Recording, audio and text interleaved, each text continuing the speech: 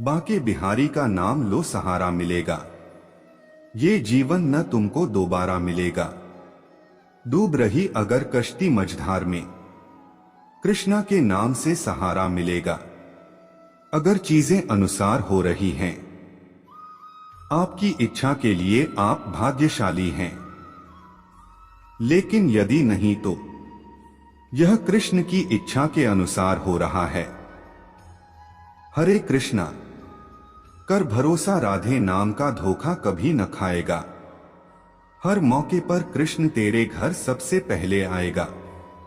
मिश्री से मीठे नंद लाल के बोल, इनकी बातें हैं सबसे अनमोल।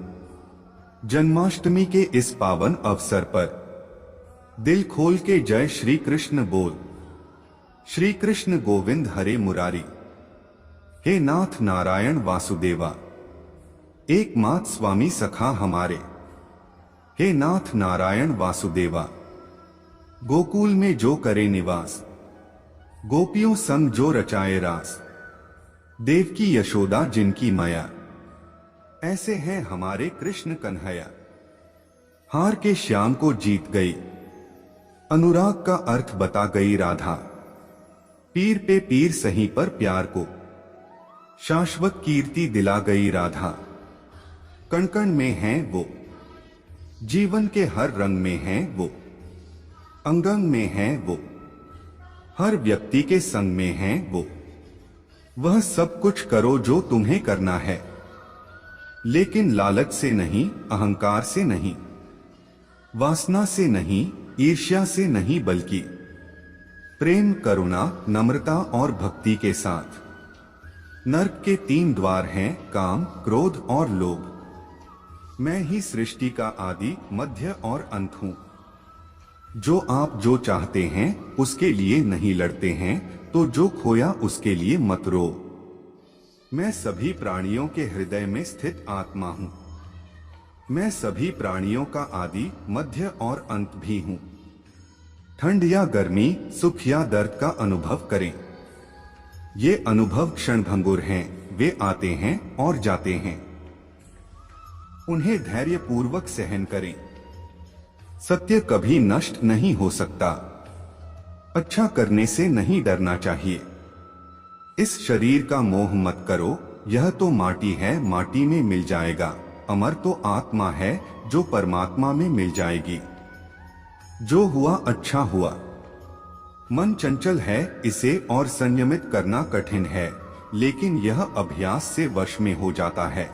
मेरे लिए न कोई घृणित है और न ही कोई प्रिय, न कोई निर्धन है और न ही कोई धनी। बस जो भक्ति भाव के साथ मुझे याद करते हैं, मैं उनका हूँ और वो मेरे। मैं हमेशा तुम्हारे साथ और तुम्हारे आसपास रहता है, चाहे तुम कुछ भी कर रहे हो। जो कुछ हुआ अच्छे के लिए हुआ। जो हो रहा है अच्छे के लिए हो रहा है। जो होगा वह भी अच्छे के लिए ही होगा। शादी के बारे में जब भी नए जोड़े बात करते हैं तो उनके मन में सेक्स को लेकर कई सारे सवाल होते हैं। कभी कभी ये भ्रम होता है और कभी कभी उन्हें सेक्स के बारे में चिंता होती है। तो हम आज उसी चिंता के बारे में बात करेंगे। सवाल है, मेरी शादी होने वाली है।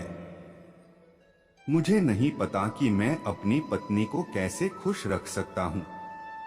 मुझे महिलाओं के प्राइवेट पार्ट के बारे में कोई जानकारी नहीं है। क्या मेरे साथ से इस बारे में पूछना सही रहेगा? जवाब है, शादी के बारे में जब भी नए जोड़े बात करते हैं तो उनके मन में सेक्स को लेकर कई सारे सवाल होते हैं। कभी कभी ये भ्रम होता है और कभी कभी उन्हें सेक्स के बारे में चिंता होती है। तो हम आज उसी चिंता के बारे में बात करेंगे। पुरुषों को हमेशा इस बात की चिंता रहती है कि वे अपनी होने वाली पत्नी को संतुष्ट कर पाएंगे या नहीं, और दूसरा, उनके पति या पत्नी के प्राइवेट पार्ट का कौन सा हिस्सा है जहां से उन्हें सबसे ज्यादा उत्तेजना महसूस होती है। महिलाओं के प्राइवेट पार्ट के 3 हिस्से होते हैं। एक, जहां से मूत्र स्रावित होता है। दूसरा, जिसे योनि मार्ग कहा जाता है, वहां से मासिक धर्म रक्तस्राव होता है। यही यौन संबंधों के दौरान इंद्रियां चली जाती हैं और बच्चे के जन्म के समय बच्चा भी वहां से निकल जाता है। महिलाओं के शरीर का यह हिस्सा रबर बैंड की तरह होता है, जो उंगली डालते समय उंगली की तरह चौड़ा होता है। इंद्रियों के द्वार पर इंद्रियों की चौड़ाई जन्म के समय शिशु के सिर जितनी चौड़ी हो जाती है। जब कोई तीसरा गेट होता है तो फेकल गेट वहां से गुजरता है। हालांकि आपको इस बारे में ज्यादा जानकारी नहीं है, तो अपने साथी से खुलकर इस विषय पर बात सकते हैं, क्योंकि महिलाएं अपने प्राइवेट पार्ट के बारे में सबसे ज्यादा जानती हैं।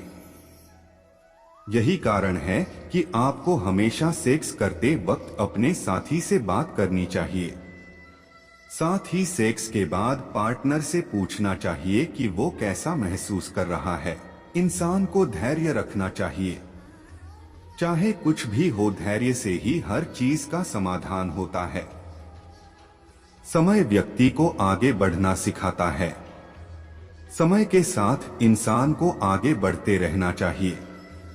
लोगों की बातों को ध्यान न देने से अच्छा निरंतर कर्म करते रहना चाहिए।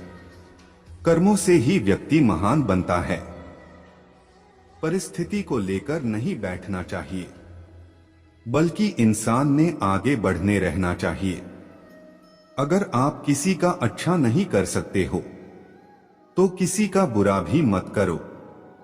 व्यर्थ चिंता करने से अच्छा अपने काम पर ध्यान दो। जिनका इस संसार में कोई नहीं होता है, उनके सर पर हमेशा कृष्ण का हाथ होता है।